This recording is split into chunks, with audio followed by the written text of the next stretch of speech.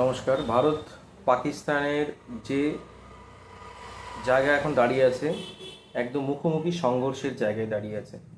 আর এই মুখোমুখি সংঘর্ষের জায়গা মানে যে কোনো মুহূর্তে কিন্তু যুদ্ধ লেগে যেতে পারে। ভারত সরকার একটা নোটিফিকেশন জারি করেছে যে বিশেষ করে পাকিস্তান লাগোয়া যে সমস্ত প্রদেশগুলো আছে, পাঞ্জাব, হরিয়ানা, জম্মু কাশ্মীর, এই সমস্ত অঞ্চলগুলোতে ওখানে একটা মহড়া সাজানো হয়েছে যে সেখানে যদি বাই চান্স আমরা তো পাকিস্তানে হামলা করছি, কিন্তু পাল্টা যদি হামলা হয় তাহলে আমাদের দেশের নাগরিকদের সুরক্ষা কিভাবে আমরা করব, সেই কথা ভারত সরকার আগে চিন্তা করছে।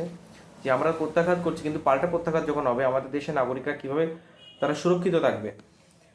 তো সেই চিন্তা করে একটা মহড়া এই সমস্ত রাজ্যগুলিতে সেখানে সাজানো হয়েছে, রিহার্সাল চলছে। সে সমস্ত মহড়া করে সাইরেন বাজলে কোনো একটা এমন একটা জায়গায় যেতে হবে, গিয়ে বাংকারে লুকিয়ে যেতে হবে, এই সমস্ত জিনিসগুলো ওখানে শেখানো হচ্ছে। এবং এটা খুবই ভারতের এখন কি বলবো যে একটা নিজের নিজের এটা সরকারের কর্তব্যের মধ্যে পড়ে, দায়িত্বের মধ্যে পড়ে। প্রত্যেক যেই সরকার হোক না কেন, ভারত সরকারের সেই দায়িত্বের মধ্যেই থেকেই কাজগুলো করাচ্ছেন।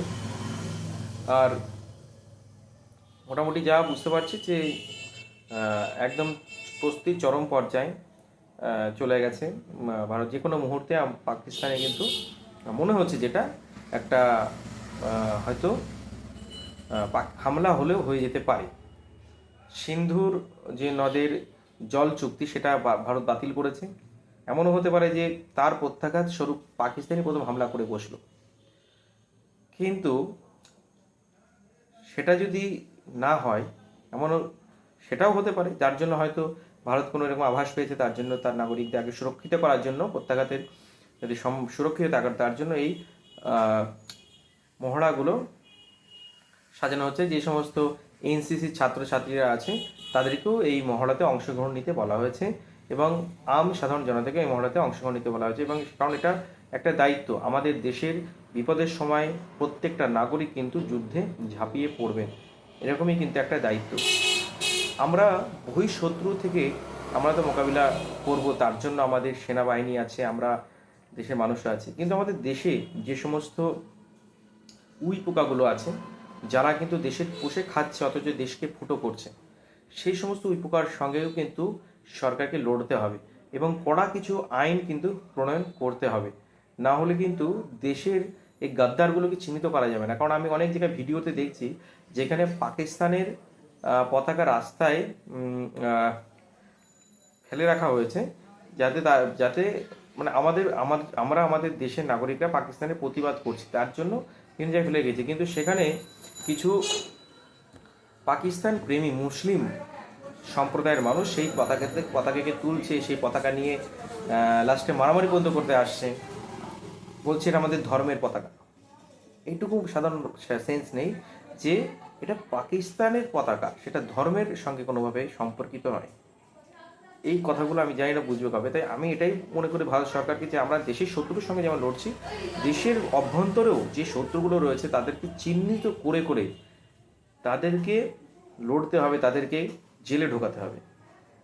এবং সেই সমস্ত দেশের শত্রু যারা রয়েছে, এরকম উই পোকা যারা রয়েছে, তাদের ঘরবাড়ি পুরো ভেঙে দাও।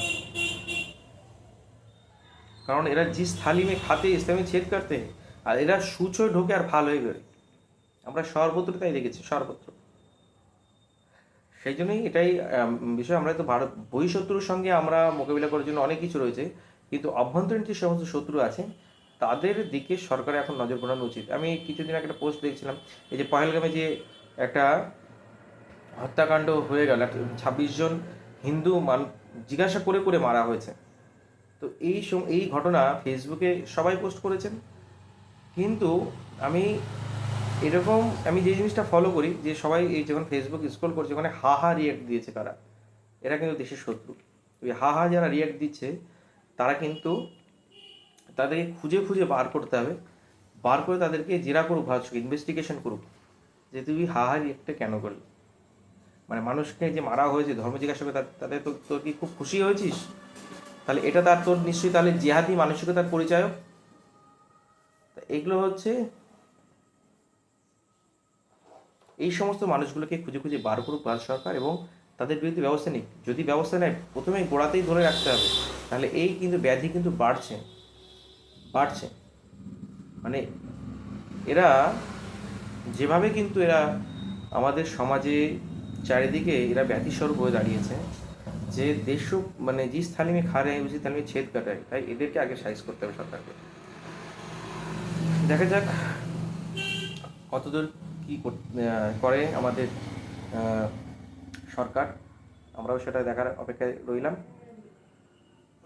ভিডিও এখন খুব একটা বানানোর সময় পাই না, করাও হচ্ছে না। সময় পেলে অবশ্যই করব, জানাবো, আসবো পরের ভিডিওতে। নমস্কার। আর যুদ্ধের হাল কী থাকে না থাকে এই নিয়ে অবশ্যই কথা বলবো, কী হচ্ছে না হচ্ছে এই নিয়ে আমরা মাঝে মাঝে আসবো, যখন আসলে আমি আসবো, আসতে থাকবো। দেখা হচ্ছে পরের ভিডিওতে। নমস্কার।